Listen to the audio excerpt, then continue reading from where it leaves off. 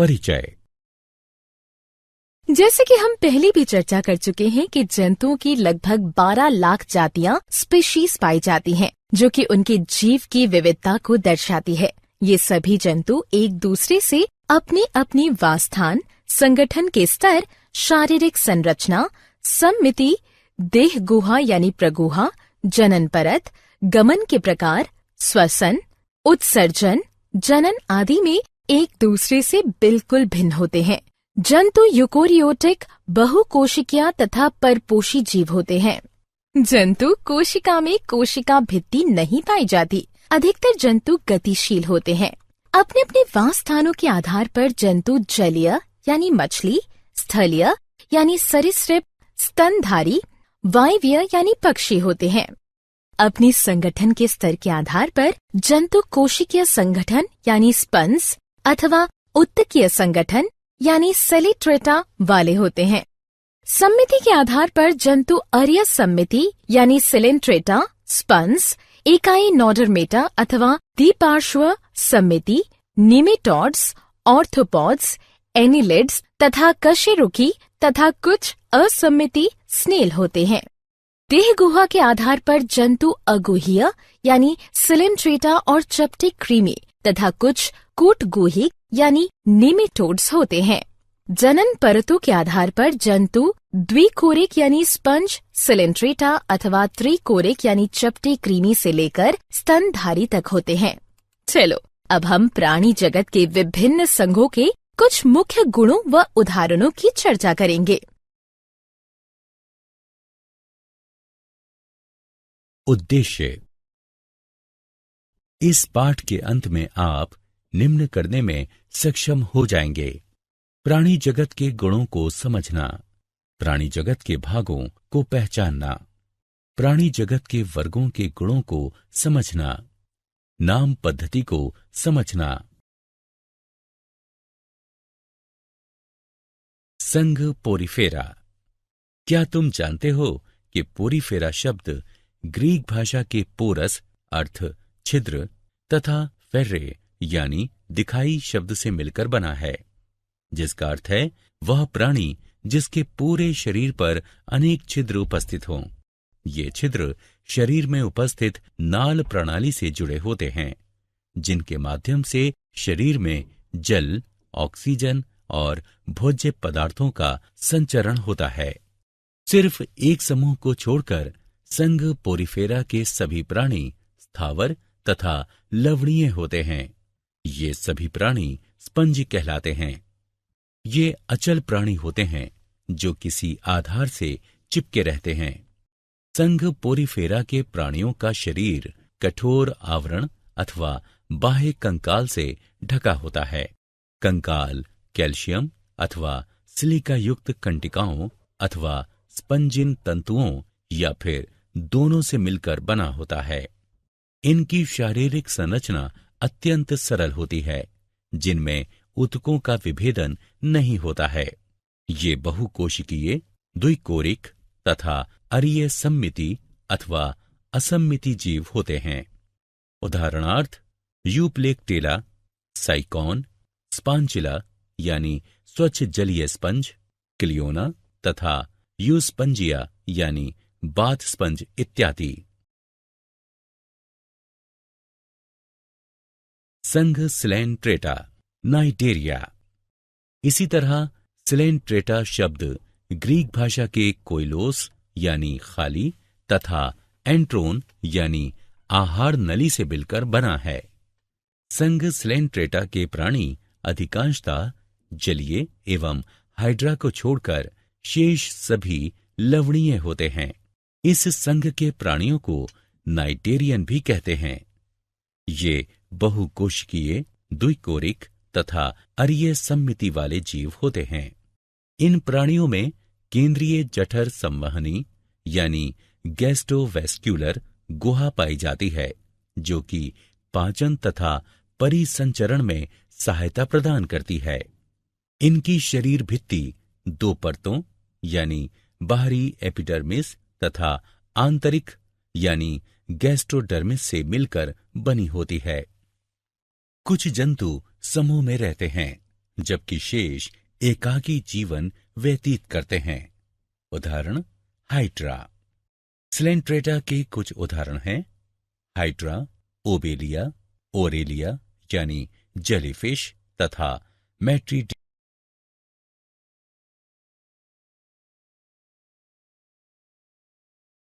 संघ प्लेटी हेलमंथीस यानी चपटे कृमि। उसी तरह प्लेटी हेलमंथीस शब्द ग्रीक भाषा के शब्द प्लेटीस यानी चपटे तथा हेलिमंस यानी वर्म या कृमि से मिलकर बना है। इस संघ के प्राणी पृष्ठाधर रूप से चपटे होते हैं, इसलिए इन्हें सामान्यतः चपटे कृमि कहा जाता है। इस संघ के प्राणी द्विपार्श्व सममिति वाले, बहुकोशिकीय तथा त्रिकोरकी होते हैं। इन प्राणियों में देहगुहा यानी प्रगुहा नहीं पाई जाती है। इन प्राणियों में पाचन गुहा एक अकेले मुख के रूप में उपस्थित होती है।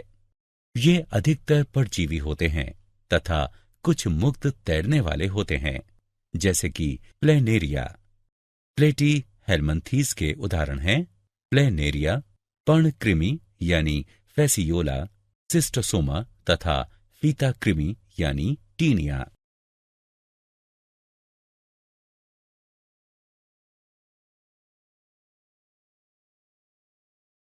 संघ निमेटोडा। निमेटी हेलमंथीस या गोल कृमि। समान रूप से निमेटोडा यानी निमेटी हेलमंथीस शब्द ग्रीक भाषा के नेमा यानी धागा तथा हेलमंस यानी वर्म या कृमि से मिलकर बना है। इस संघ के प्राणी द्विपार्श्व सममिति वाले, बहुकोशिकीय तथा त्रिकोरकी होते हैं। इनका शरीर बेलनाकार तथा छोरों पर मुड़ा हुआ होता है। इनमें ऊतक पाए जाते हैं। वास्तविक अंग अनुपस्थित होते हैं, जबकि कूट गुहा पाई जाती है। ये अधिकतर परजीवी होते हैं तथा रोग उत्पन्न करते हैं, जैसे एस्केरिस, वुचेरेरिया तथा एंटेरोबियस। निमेटी हेलमंथीस के कुछ उदाहरण हैं एस्केरिस, वुचेरेरिया, एंटेरोबियस तथा एनकाइलोस्टोमा यानी अंकुश कृमि।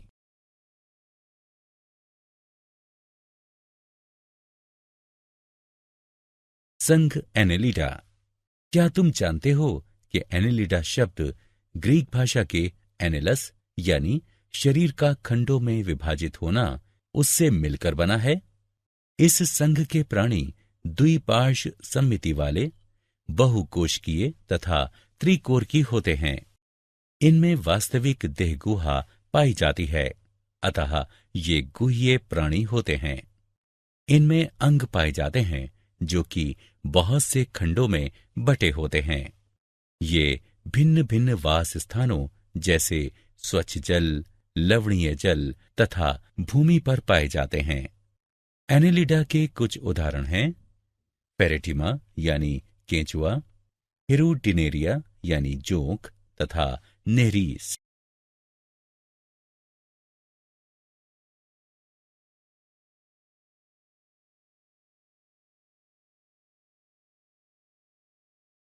संघ आर्थ्रोपोडा। इसी प्रकार से आर्थ्रोपोडा शब्द ग्रीक भाषा के आर्थ्रोस यानी जुड़ा तथा पोडोस यानी पैर से मिलकर बना है, जिसका अर्थ है जुड़े पैर वाला प्राणी। इस संघ के प्राणी द्विपार्श्व सममिति, त्रिकोरकी तथा बहुखंडित होते हैं। इन प्राणियों में वास्तविक देहगुहा नहीं पाई जाती है। इनकी देहगुहा रक्त से भरी होती है। इनमें खुला परिसंचरण तंत्र पाया जाता है। इनका शरीर दो यानी शिरोवक्ष तथा उदर या तीन भागों सिर, वक्ष तथा उदर में विभाजित होता है। आर्थ्रोपोडा प्राणी जगत का सबसे बड़ा संघ है। वर्तमान में आर्थ्रोपोडा की लगभग 9 लाख जातियां यानी स्पीशीज ज्ञात हैं। ये प्राणी जलीय अथवा स्थलीय दोनों होते हैं। आर्थ्रोपोडा के कुछ उदाहरण हैं पेलिमॉन यानी झींगा, पेरीप्लेनिटा यानी तिलचट्टा, एपिस यानी मधुमक्खी, मस्का यानी घरेलू मक्खी, एनाफ्लीज यानी मच्छर, पेलेमनियस यानी बिच्छू, पेगोरिस्टेस यानी केकड़ा, नार्कियस यानी सहस्त्रपात तथा तितली इत्यादि। संघ मोलस्का यानी कोमल शरीर वाले प्राणी। इसी प्रकार मोलस्का शब्द की उत्पत्ति ग्रीक भाषा के मोलस्कस यानी कोमल शब्द से हुई है, जिसका अर्थ है कोमल शरीर वाले प्राणी।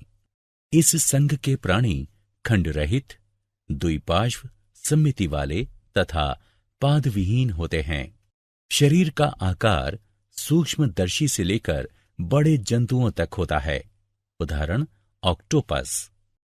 इनकी देह गुहा बहुत कम होती है। इनमें खुला संवहनी तंत्र तथा उत्सर्जन के लिए गुर्दे जैसी संरचना पाई जाती है। इनका शरीर 3 भागों में बटा होता है, सिर, पेशीय पाद तथा अंतरंग ककुत्पाद गमन में सहायक हैं। मोलस्का के पूरे शरीर के चारों ओर एक कड़ा खोल या कवच होता है तथा एक लिफाफे नुमा आवरण होता है, जिसे मेंटल या प्रवार कहते हैं। मोलस्का के कुछ उदाहरण हैं काइटोन, ऑक्टोपस, पाइला यानी घोंघा, यूनियो तथा सीपिया यानी कटल फिश।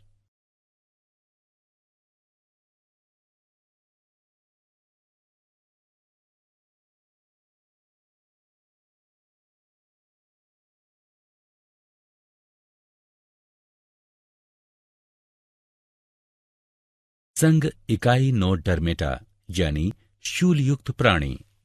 इसी प्रकार इकाइनोडर्मेटा शब्द की उत्पत्ति ग्रीक भाषा के इकाइनोस यानी जाहक या हेजहॉग तथा डर्मा यानी त्वचा से मिलकर हुई है। अतः ये जंतु कांटों से आच्छादित त्वचा वाले होते हैं। ये मुक्त जीवी समुद्री जंतु हैं। इस संघ के प्राणी अरिये, द्विपार्श्व या पंचतई सम्मिति वाले होते हैं। ये त्रिकोर की होते हैं। ये देह गुहा या प्रगुहा यानी सिलोम युक्त प्राणी होते हैं। इनमें विशिष्ट जल संवहन तंत्र पाया जाता है, जो उनके चलन में सहायक है। इनके शरीर में मुखीय तथा अमुखीय सतह पाई जाती हैं। मुखीय सतह पर पंचत्रिज्यीय सतह पाई जाती है, जिसे एम्बुलेक्रल कहते हैं। इनके पूरे शरीर पर कठोर कैल्शियम कार्बोनेट का कंकाल एवं कांटे पाए जाते हैं। इकाइनोडर्मेटा के कुछ उदाहरण हैं एस्टेरियस यानी तारा मछली, इकाइनस यानी समुद्री अर्चिन, एंडीटोन यानी समुद्री लिली तथा ओफियूरा यानी भंगुर तारा।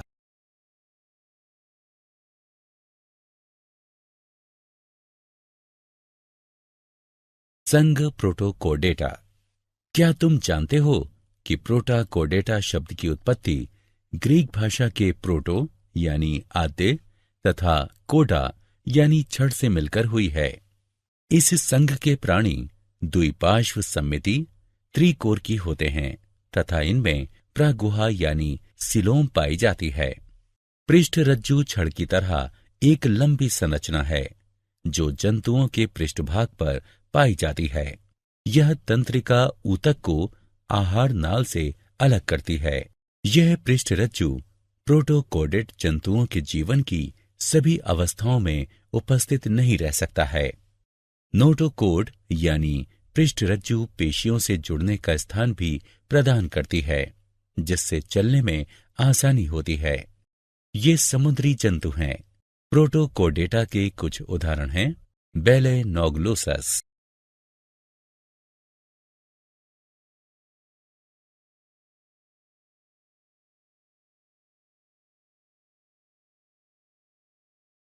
संघ वर्टिब्रेटा यानी कशेरुकी। इसी प्रकार कोडेटा शब्द ग्रीक भाषा के कोडा शब्द से बना है, जिसका अर्थ है छड़। इस संघ के प्राणी द्विपार्श्व सम्मिति त्रिकोर की देह गुहा वाले प्राणी हैं। इनमें ऊतकों एवं अंगों का जटिल विभेदन पाया जाता है। पृष्ठरज्जु छड़ की तरह एक लंबी संरचना है जो जंतुओं के पृष्ठभाग पर पाई जाती है। यह तंत्रिका ऊतक को आहार नाल से अलग करती है। यह पृष्ठरज्जु कशेरुकी जंतुओं के जीवन की सभी अवस्थाओं में उपस्थित रहता है। इन जीवों में एक पृष्ठरज्जु के निकट एक पृष्ठ नलिका युक्त मेरुदंड पाया जाता है। इनके जीवन की कुछ अवस्थाओं में युग्मित क्लोम थैली पाई जाती है।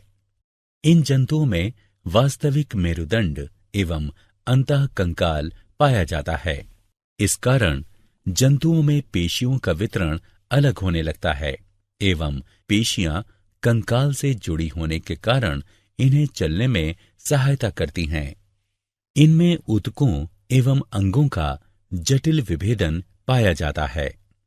वर्टिब्रेटा को 5 वर्गों में विभाजित किया गया है: मत्स्य, उभयचर, सरीसृप, पक्षी, स्तनधारी।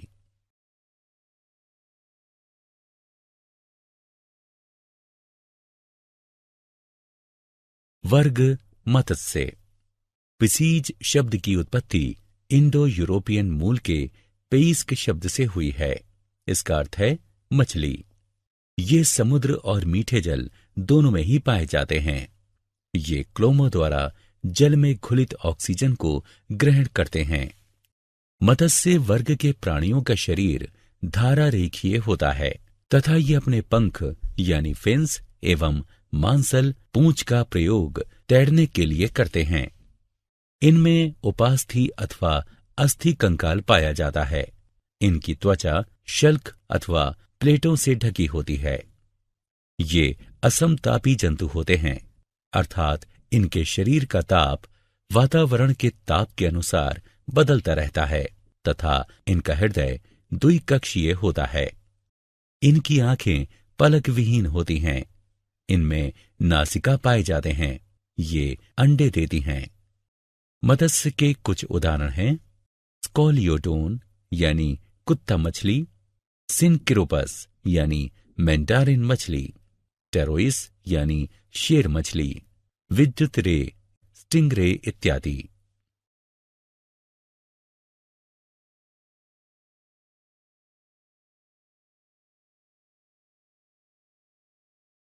वर्ग उभयचर। क्या तुम्हें पता है कि एम्फीबिया शब्द ग्रीक भाषा के एम्फी जिसका अर्थ है दो तथा बायोस जिसका अर्थ है जीवन, इन दोनों शब्दों से मिलकर बना है, जिसका अर्थ है वह जीव जो जल तथा स्थल दोनों में रह सके। ये जंतु मछलियों से विकसित हुए हैं, लेकिन शल्क के स्थान पर इनकी त्वचा में श्लेष्म ग्रंथियां पाई जाती हैं। इनकी त्वचा चिकनी तथा फिसलने वाली जो कि श्लेष्म से परिपूर्ण होती हैं। इनका हृदय त्रिकक्षीय होता है। श्वसन क्लोम अथवा फेफड़ों द्वारा होता है। इनमें 2 जोड़ी पाद पाए जाते हैं जिनमें पंजे नहीं पाए जाते हैं। ये अंडे देते हैं। उभयचर के कुछ उदाहरण हैं: सैलामेंटर, बूफो यानी टोड, राना यानी साधारण मेंढक, हाइला यानी वृक्ष मेंढक इत्यादि। वर्ग सरीसृप। उसी प्रकार रेप्टिलिया शब्द लैटिन भाषा के रेपेरे यानी रेंगना या सरकना शब्द से बना है, जिसका अर्थ है रेंगने वाले जंतु। ये मुख्यतः स्थल पर पाए जाते हैं, परंतु ये जल में भी वास करते हैं। त्वचा एपिडर्मल शल्कों से ढकी रहती है। इनकी त्वचा जल विरोधी होती है तथा कांटों वाली शल्कों द्वारा सुरक्षित होती है। ये असमतापी जंतु होते हैं। इनका हृदय त्रिकक्षीय होता है, लेकिन सिर्फ मगरमच्छ में 4 कक्षीय हृदय पाया जाता है। इनमें श्वसन फेफड़ों द्वारा होता है। शरीर सिर, गर्दन, धड़ तथा पूंछ में विभाजित होता है।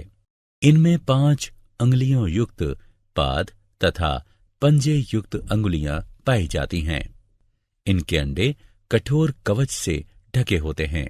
इसी कारण इन्हें जल में अंडे देने की आवश्यकता नहीं पड़ती है। उभयचर वर्ग के कुछ उदाहरण हैं टर्टल, कैमेलियन, नाजा यानी किंग कोबरा, ड्रैको यानी ओडन छिपकली, हेमीडेक्टाइलस यानी घरेलू छिपकली इत्यादि।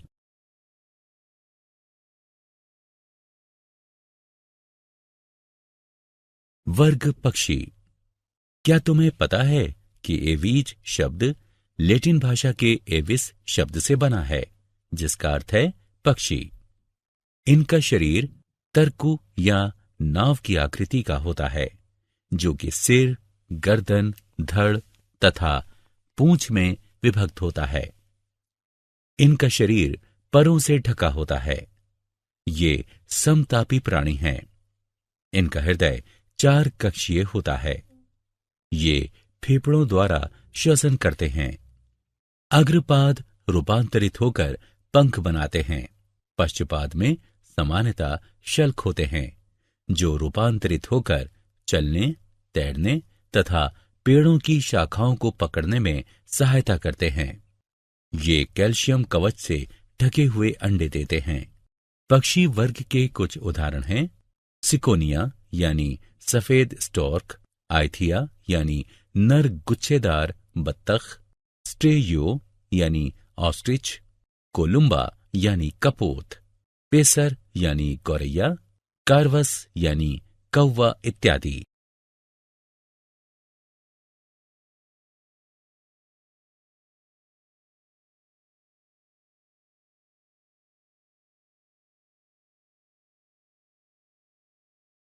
वर्ग स्तनधारी।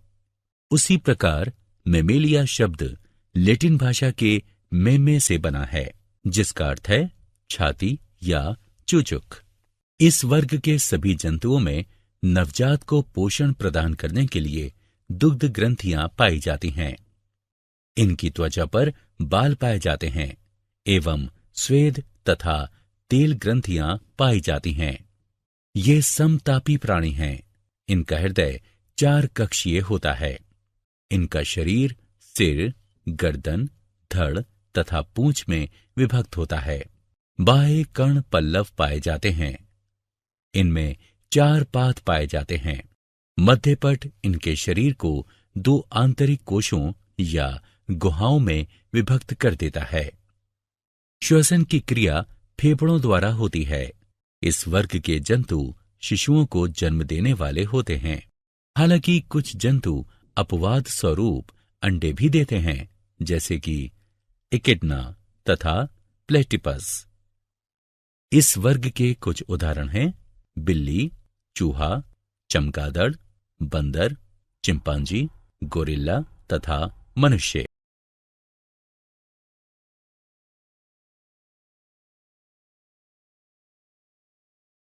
नाम पद्धति। नाम पद्धति सजीवों जैसे पौधों तथा जंतुओं के नामकरण की एक प्रणाली है। क्या तुम्हें पता है कि नाम पद्धति की आवश्यकता क्यों पड़ी? मैं तुम्हें बताता हूं। इसके पीछे कारण यह था कि सामान्य नाम केवल स्थानीय जंतुओं को ही शामिल करते हैं तथा पूरे संसार के पौधों तथा जंतुओं को शामिल नहीं करते हैं। दूसरी समस्या ये थी कि विभिन्न स्थानों पर रहने वाले लोगों द्वारा एक जीव को भिन्न भिन्न भाषाओं में उनके अनुसार अलग अलग नाम दिए गए हैं।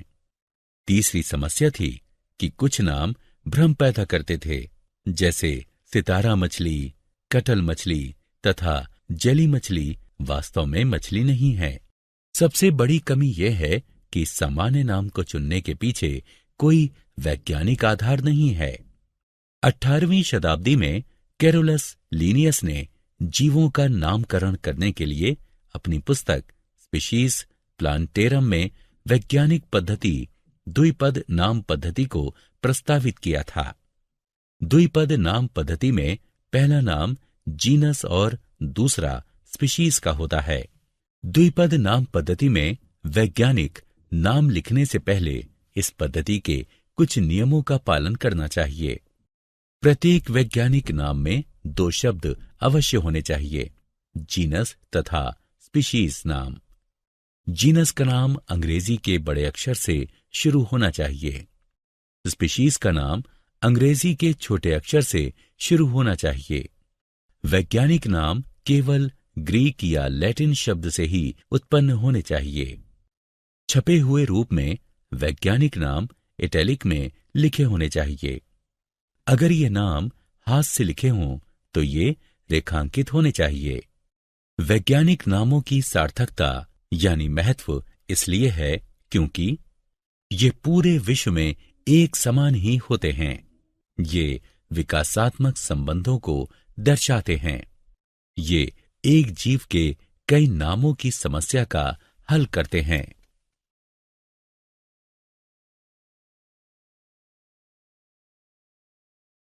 क्या आप जानते हैं जंतु जगत को दो समूहों में विभक्त किया गया है, अरज्जुकी तथा रज्जुकी। अरज्जुकी में 8 संघ आते हैं, Porifera, Coelenterata, Platyhelminthes, Nematoda, Annelida, Arthropoda, Mollusca और इकाइनोडर्मेटा। जबकि रज्जुकी को 2 समूहों में विभक्त किया गया है, प्रोटोकोडेटा तथा वर्टिब्रेटा यानी कशेरुकी। वर्टिब्रेटा यानी कशेरुकी को पुनः 5 वर्गों में विभक्त किया गया है, मत्स्य, उभयचर, सरीसृप, पक्षी तथा स्तनधारी।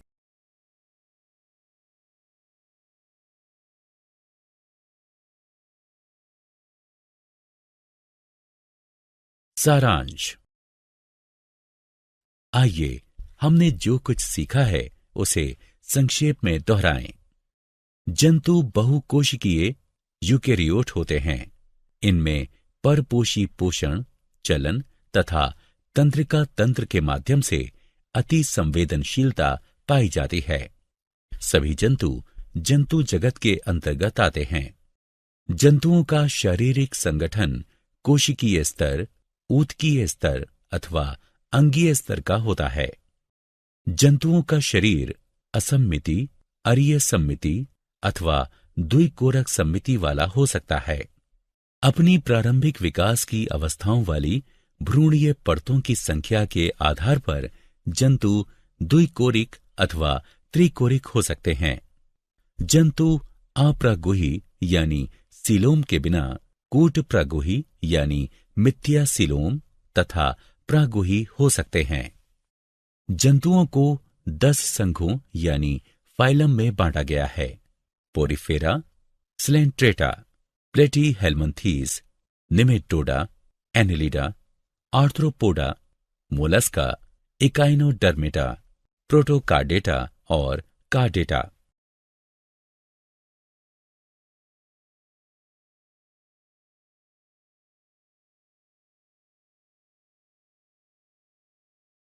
वर्टिब्रेट यानी कशेरुकी को 5 वर्गों में विभक्त किया गया है, मत्स्य, उभयचर, सरीसृप, पक्षी तथा स्तनधारी। द्विपद नाम पद्धति जीवों में विविधता की पहचान के लिए एक सतत मार्ग बनाता है। द्विपद नाम पद्धति में पहला नाम जीनस और दूसरा स्पीशीज का होता है।